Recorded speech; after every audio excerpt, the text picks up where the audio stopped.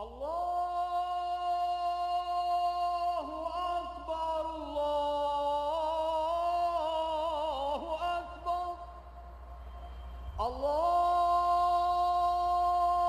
Akbar, Allahu Akbar. In Cairo, a muezzin calls faithful Muslims to prayer.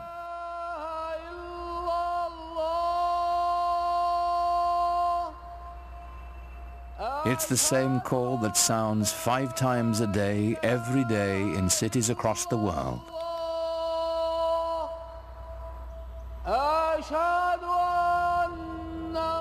Nearly a quarter of the people on earth respond to it, bound together by the enduring spirit of Islam.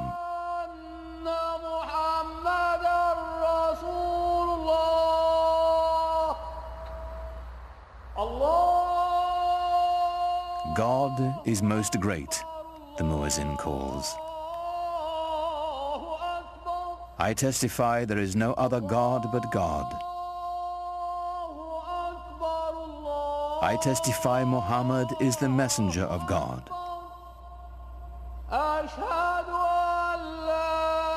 Come and pray. Come and flourish.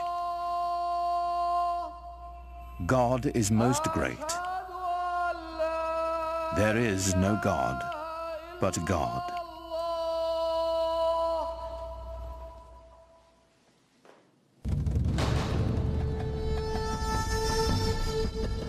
In the unfolding of history, Islamic civilization has been one of humanity's grandest achievements. A worldwide power founded simply on faith.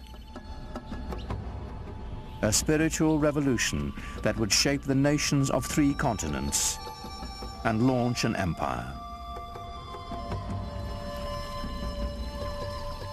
For the West, much of the history of Islam has been obscured behind a veil of fear and misunderstanding. Yet Islam's hidden history is deeply and surprisingly interwoven with Western civilization. It was Muslim scholars who reclaimed the ancient wisdom of the Greeks, while Europe languished in the Dark Ages.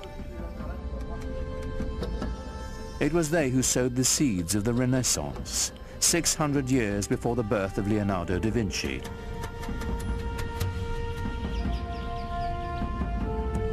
From the way we heal the sick, to the numerals we use for counting, cultures across the globe have been shaped by Islamic civilization. But all this began with the life of a single, ordinary man, and the profound message he proclaimed would change the world forever. His name was Muhammad.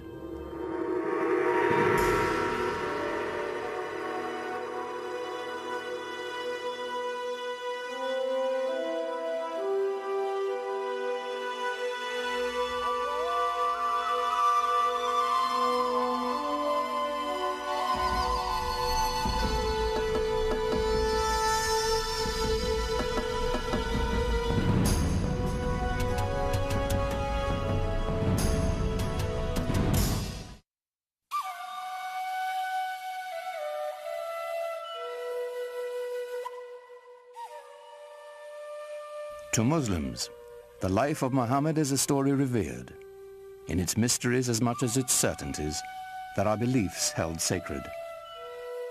Whatever we can tell about the Prophet, of course, is screened through the filter of what has been preserved over the centuries and what people have wanted to preserve.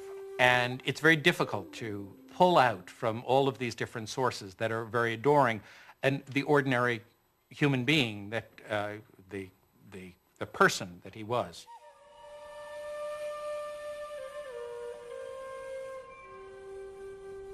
We do know that Muhammad was born in or around 570 AD in the sun-blasted Arabian Peninsula, a land of savage scarcity whose Bedouin tribes were locked in a constant state of tribal war.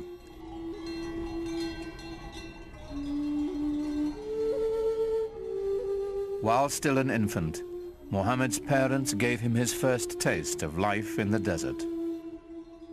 Muhammad was from a town, Mecca, but he was sent off to live with the Bedouin because the people, even in the town of Mecca, felt that the Bedouin were the holders of the deeper cultural Arab values. And the Bedouin view the townspeople as having lost their really authentic roots in Arab culture and the poetry and animal husbandry and all the things that they do so well. By the time Muhammad was 6, both of his parents had died, and he was taken under the protection of his uncle, chief of his clan. Being an outsider gave him a singular perspective. He'd been orphaned early and developed very early on a passionate sense of concern for those who are left out of society. To be orphaned in a tribal society where clan and family relationships are your keys to everything, success, status, honor, dignity, is to face what it really feels like to be marginalized. And that obviously had a very deep impression on him as a young man. In some ways, it was detrimental, of course, to grow up without parents, but in other ways, he was so adaptable. He had many parents, he had many fathers, he had many mothers, so it made him a child of everybody. Muhammad's clan, like Arabs all across the Arabian Peninsula, would share the stories that had been told and retold for generations.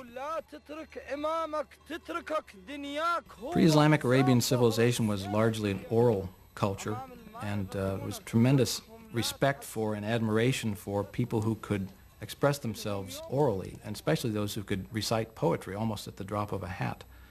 Some of the most important people in a tribe were the poets. As they sang of the glory of the tribe, they told the story of the tribe.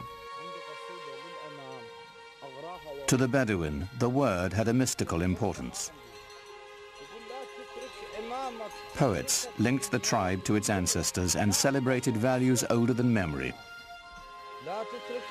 Poetry was the sinew that bound the Bedouin together, celebrating their victories, lamenting their defeats. The poems themselves, like the poems of Homer, both celebrate this great heroic ethos and yet intimate in the deepest way the tragedy that this ethos of constant tribal warfare brings to people. Warfare and conflict were the grim realities of a dangerous time. Muhammad's uncle taught him the skills he'd need to survive in a world where even a prophet would wield a bow and arrow.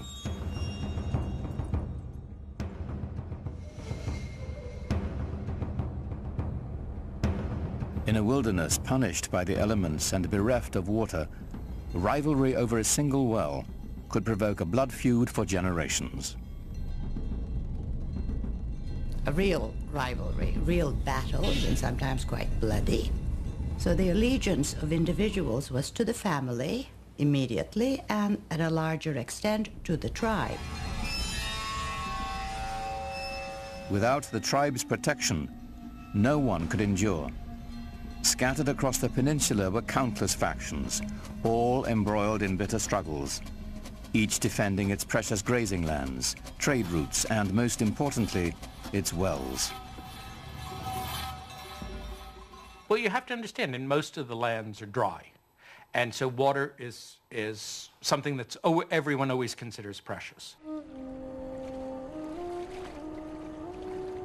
For those of us in climates that are more heavily watered, it's difficult to understand the depth and the centrality of the symbol of water in societies that are desert and in which it only rains once or twice a year, and in which a little water makes the difference between life and death.